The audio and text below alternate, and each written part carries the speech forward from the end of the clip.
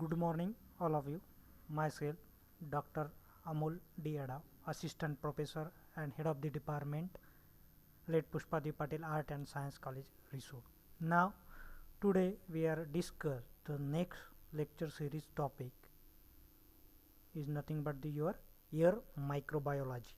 Okay,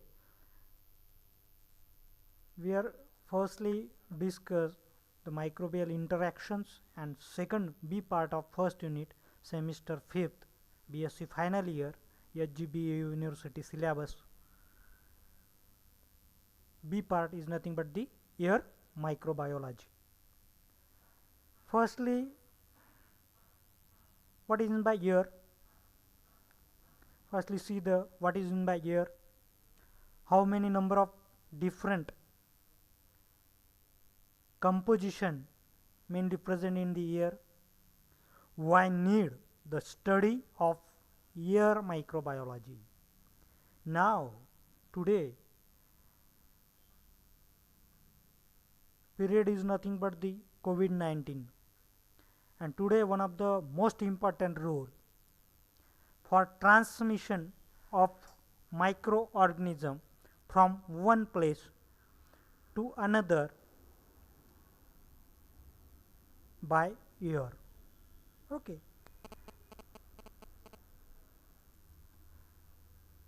नाव आज आपल्याला पाहायचं आहे BSc final year semester 5th environmental मायक्रोबायोलॉजीमध्ये फर्स्ट युनिट आपण पाहत होतो.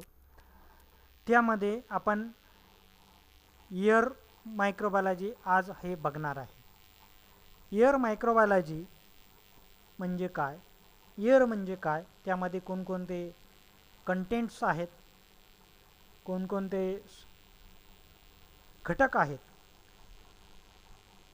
त्यानंतर कोणकोणत्या प्रकारच्या लेयर या ॲटमॉस्फिअरमध्ये या वातावरणामध्ये आपल्याला पाहायला मिळतात, आणि त्यामध्ये कोणकोणते प्रकारचे वेगवेगळे मायक्रो ऑर्गॅनिझम आहेत. या सर्व गोष्टीचा अभ्यास आपल्याला एअर मायक्रोबायोलॉजीमध्ये पाहायचा आहे. तुम्हाला असा प्रश्न पडला असेल की खरंच एअर मायक्रोबायोलॉजीचा अभ्यास एवढा महत्त्वपूर्ण आहे का? एअर म्हणजे काय, एअरमध्ये कोणकोणते घटक असतात, वातावरणामध्ये त्याच्या कोणकोणत्या लेअर प्रेझेंट्स आहेत, कोणकोणत्या लेअरमध्ये काय कंडिशन आहे, काय सिच्युएशन आहे, त्यामध्ये कोणकोणते मायक्रो ऑर्गॅनिझम प्रेझेंट असतात वेगवेगळ्या ॲटमॉस्फेरिक लेअरमध्ये, आणि या एअरमध्ये कोणकोणते वेगवेगळे मायक्रो ऑर्गॅनिझम आपण कोणकोणत्या इन्स्ट्रुमेशनच्या सहाय्याने आपण त्या एअरमधले मायक्रो ऑर्गॅनिझम आयसोलेट करू शकतो. मग मायक्रो ऑर्गॅनिझम आले की बेनिफिशियल मायक्रो ऑर्गॅनिझम आले, हार्मफुल मायक्रो ऑर्गॅनिझम आले. Harmful micro organism are those micro organism which are produce different types of disease और डिसएडवांटेज. त्याला आपण हार्मफुल मायक्रो ऑर्गॅनिझम असे म्हणत असतो. मग या हार्मफुल मायक्रो ऑर्गॅनिझमच्या एअरमध्ये प्रेझेंट असताना त्याचा स्टडी करणे सुद्धा आपल्याला अत्यंत आवश्यक आहे. तर आज आपण पाहणार आहे एअर म्हणजे काय, एअरमध्ये कोणकोणते घटक असतात. आता एअर म्हणजे काय? It is the mixture of permanent gases with variable quantities of water and soil particles. Its gaseous contents vapour pressure, suspended water are not constant in the composition. They vary depending upon the environmental conditions. Okay, means air मध्ये काही gases, वेगवेगळ्या प्रकारचे gases आपल्याला पाहायला मिळतील, आणि त्याच्यामध्ये काही थोड्या प्रमाणामध्ये वॉटरचे वेपर्स, सॉइल पार्टिकल्स सुद्धा आपल्याला त्याच्यामध्ये पाहायला मिळतील. मग आता कंपोजिशन ऑफ एअर काय काय आहे, तर 100% जे एअर आहे त्याच्यामध्ये कंपोजिशन आपण बघणार आहे. हे इथे पाहू शकता तुम्ही. 20.09% ऑक्सिजन या वातावरणामध्ये हवेमध्ये असतो. त्याच्यानंतर सर्वात जास्त जो प्रमाण असते ते नायट्रोजन गॅसेसचं असते, 78.03%. त्याच्यानंतर कार्बन डायऑक्साईड 0.03% आणि हायड्रोजन 0.01% टू 0.03%. हे प्युअर एअरचं कॉन्सन्ट्रेशन हे आपल्याला पाहायला मिळत आहे. एअरमध्ये आपल्याला हे जे कॉन्सन्ट्रेशन आपण पाहत आहे हे प्युअर एअरचं आहे आणि याचं जे पर्सेंटेज आहे ते व्हेरिएशन असू शकते.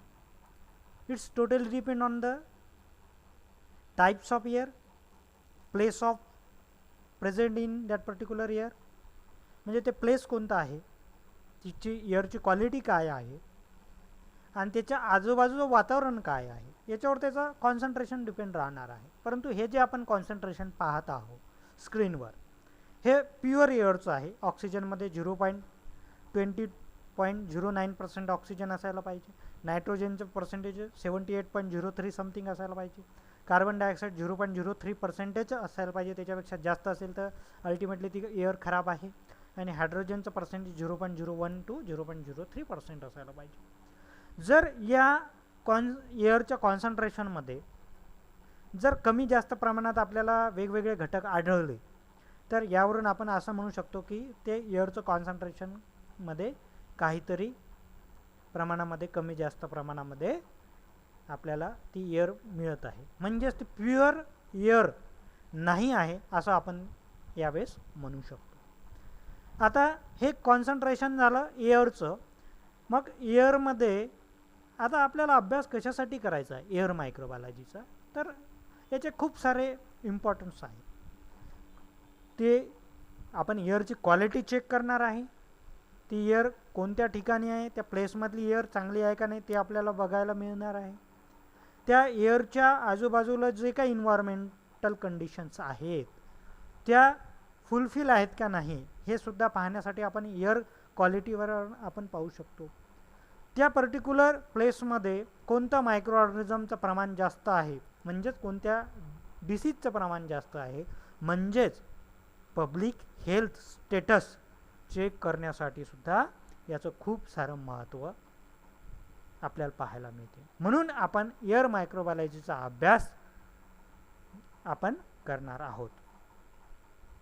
तर हे आपण कॉन्सन्ट्रेशन पाहिलं. आता नेक्स्ट आपण बघणार आहे की air it is a mixture of permanent gases with variable quantities of water and soil particle. आता याच्यामध्ये आपण पाहणार आहे एअरचे ॲटमॉस्फेरिक लेअर कोणकोणते आहेत. या वातावरणामध्ये त्याच्या लेअरच्या आपण विभागणी केलेली आहे आणि त्यानुसार त्या एअरच्या आपण लेयर्स ज्या आहेत त्या विभागलेल्या आहेत. त्या कोणकोणत्या आहेत ते पाहू. Describe the atmospheric and it's layer. The atmospheric consists of 79% of nitrogen, 21% of oxygen, 0.034% of CO2 or trace amount of some other gases. It is saturated with some amount of water vapors and some amount of soil particles, means dust.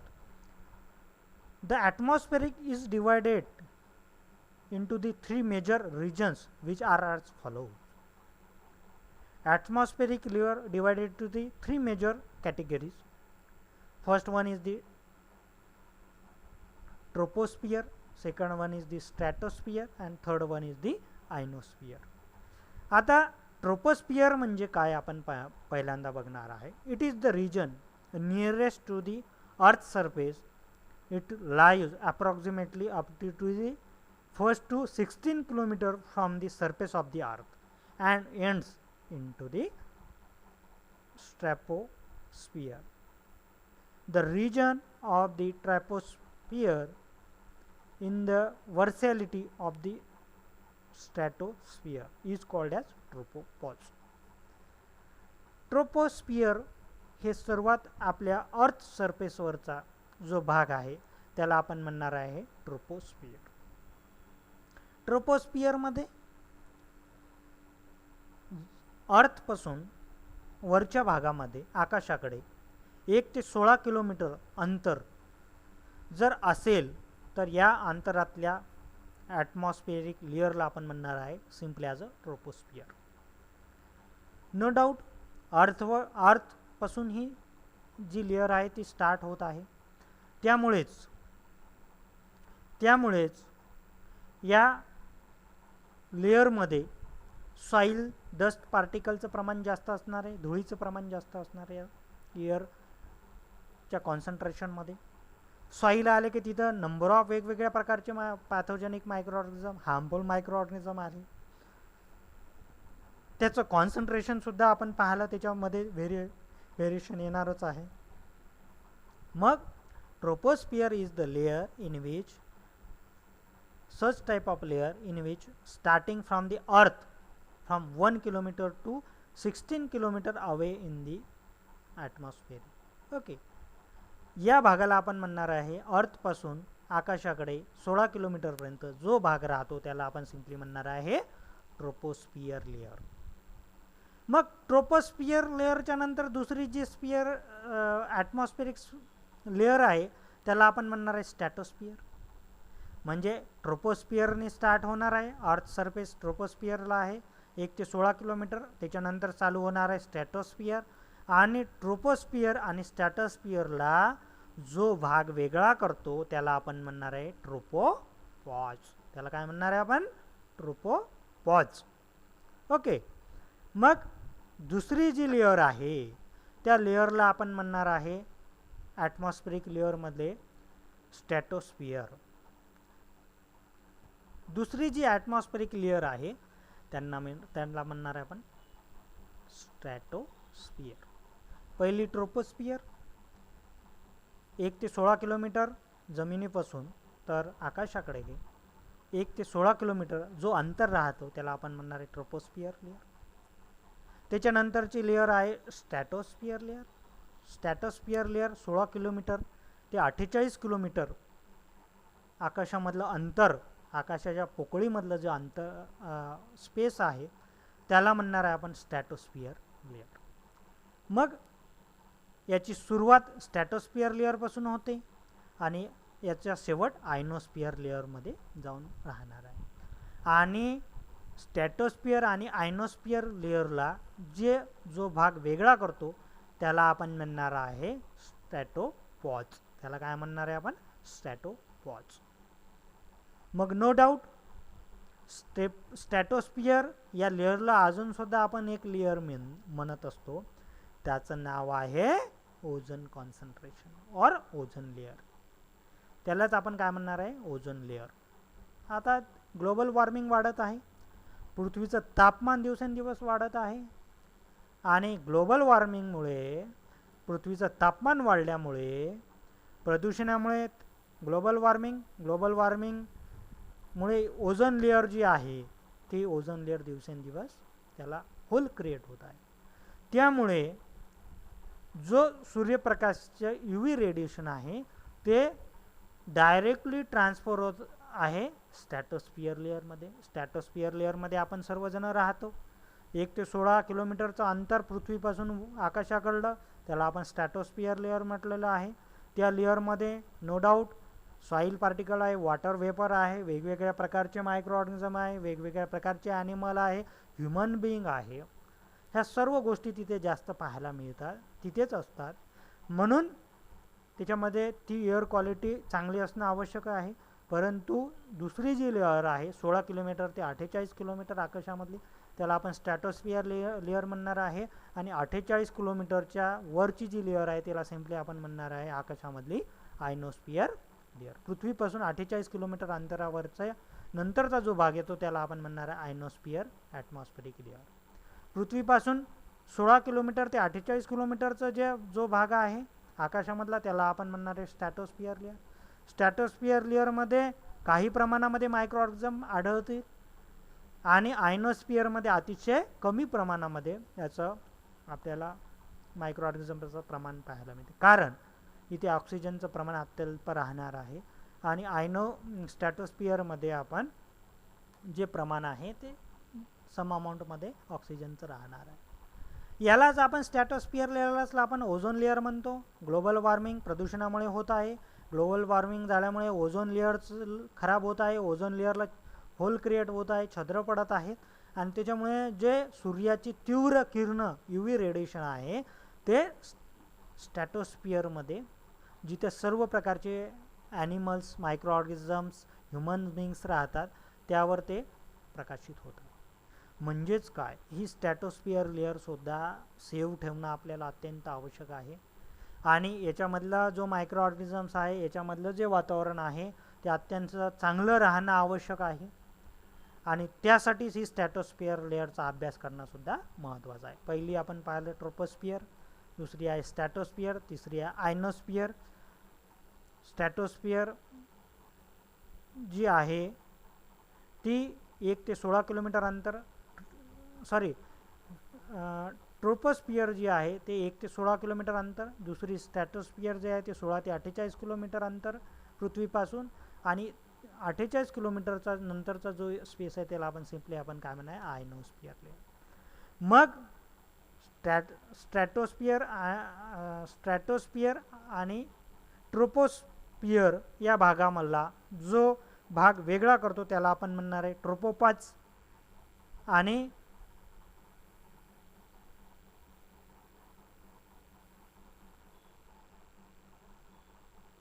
आणि स्ट्रॅटोस्फिअर आणि आयनोस्फिअर भागाला जो भाग वेगळा करणार आहे त्याला आपण म्हणणार आहे स्ट्रॅटोपॉज.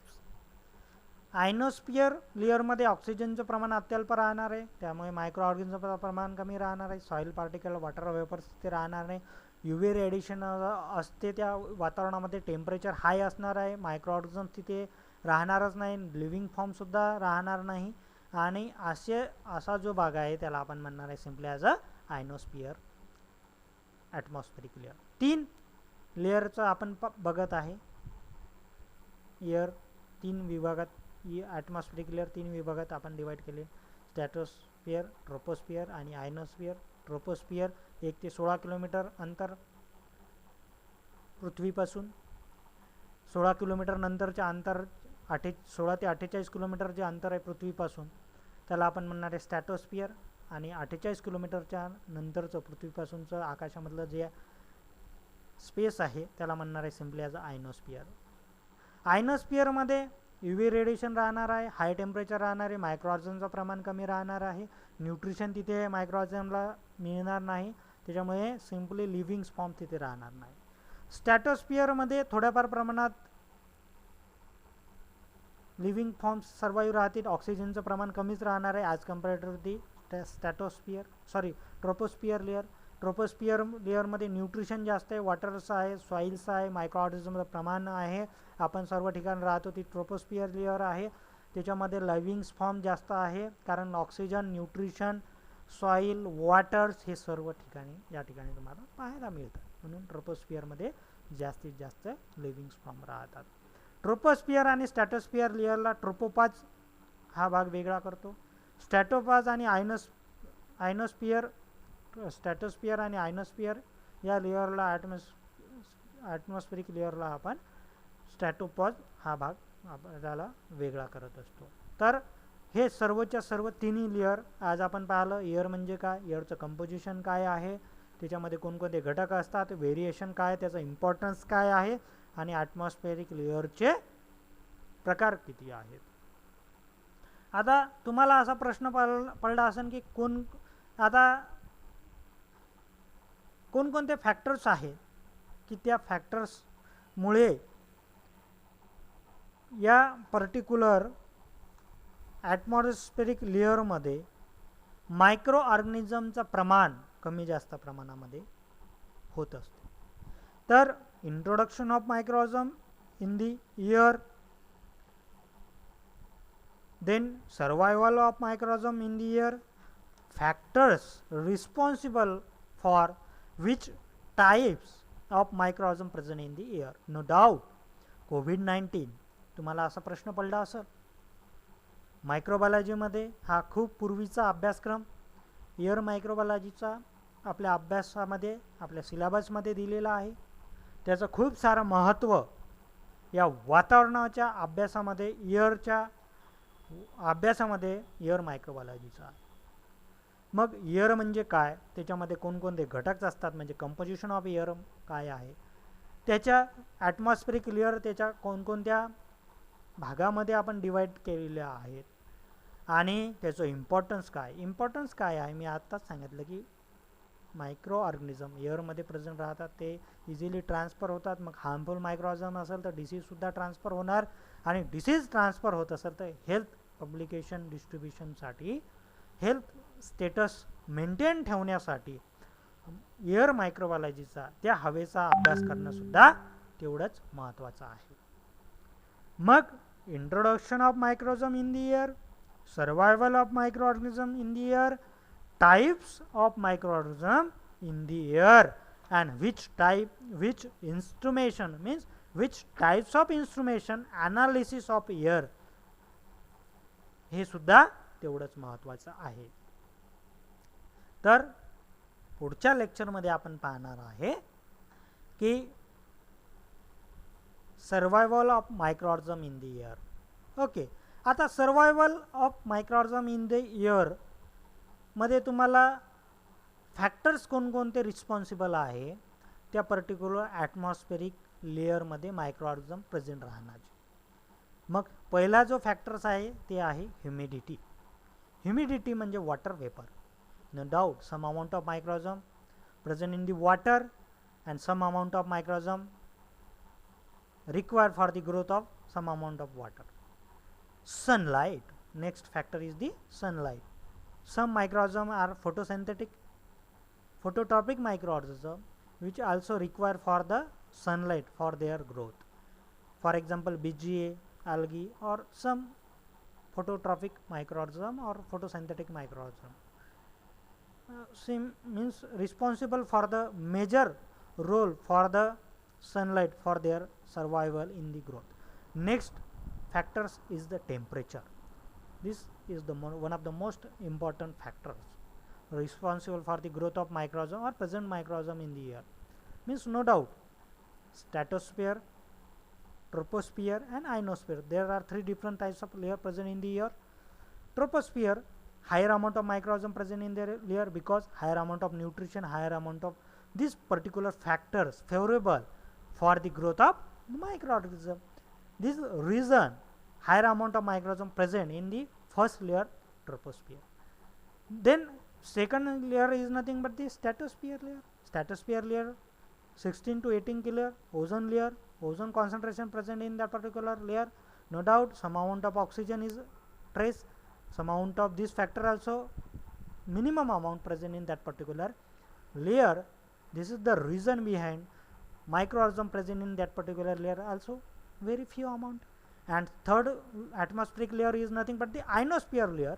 Ionosphere layer, it consists of trace amount of or not any type of living forms in that particular layer because higher amount of temperature in that particular region, UV radiation, higher amount of region, more than 100 degrees Celsius temperature present in that particular ionosphere atmospheric layer. This is the reason behind the temperature is high, there is no living forms present in that particular ionosphere layer. Means and size of dust particle, this is the some amount, this particular factor is the totally different as compared to this one. Humidity, water vapors, sunlight and temperature in that particular layer is the different types of microorganism present in that particular atmospheric layer. Size of dust particle atmospheric layer मध्ये, troposphere layer मध्ये size of dust particle जास्त राहते, त्याच्यामुळे मायक्रोऑर्गॅनिझम सुद्धा dust particle मध्ये जास्त राहतील आणि डस्ट पार्टिकल मध्ये मायक्रोऑर्गॅनिझम प्रेझेंट राहतील तर तिथे ते प्रोटेक्शन सुद्धा त्या मायक्रोऑर्गॅनिझमला राहणार आहे. तर हा भाग आपण येणाऱ्या लेक्चरमध्ये याच्यामध्ये डिटेल्समध्ये हे आपण पाहणार आहे. तर आता नेक्स्ट प्रश्न तुम्हाला असा पडला असेल की कोणकोणते मायक्रोऑर्गॅनिझम प्रेझेंट राहतील. वेगवेगळे मायक्रोऑर्गॅनिझम कोणकोणते प्रेझेंट राहतील एअरमध्ये. तर एअरमध्ये सर्वच प्रकारचे मायक्रोऑर्गॅनिझम आपल्याला पाहायला मिळते. याचा इम्पॉर्टन्स काय, पब्लिक हेल्थ स्टेटस चेक करण्यासाठी त्या एरियामध्ये त्या रिजनमध्ये हवेचं प्रमाण किती आहे, घटक कोणकोणते आहेत, त्याच्यामध्ये कोणकोणती व्हेरिएबिलिटी आहे, वेगळेपण आहे आणि कोणकोणते मायक्रोऑर्गॅनिझम प्रेझेंट आहे, हे सर्व अभ्यास करण्यासाठी एअर मायक्रोबायोलॉजीचा अभ्यास वेगवेगळ्या ॲटमॉस्फेरिक लेअरमध्ये वेगवेगळ्या रिजनमध्ये वेगवेगळा असू शकतो, म्हणून हा अभ्यास अतिशय महत्त्वाचा आहे. तर आपण नेक्स्ट लेक्चरमध्ये कोणकोणते मायक्रोऑर्गनिझम एअरमध्ये असतात आणि कोणकोणते इन्स्ट्रुमेशन नावडेज आपण तो वापर करतो, त्याच्यामुळे एअरचे ॲनालिसिस आपल्याला पाहायला मिळते. तर ते आपण नेक्स्ट लेक्चरमध्ये पाहणार आहे. थँक्यू.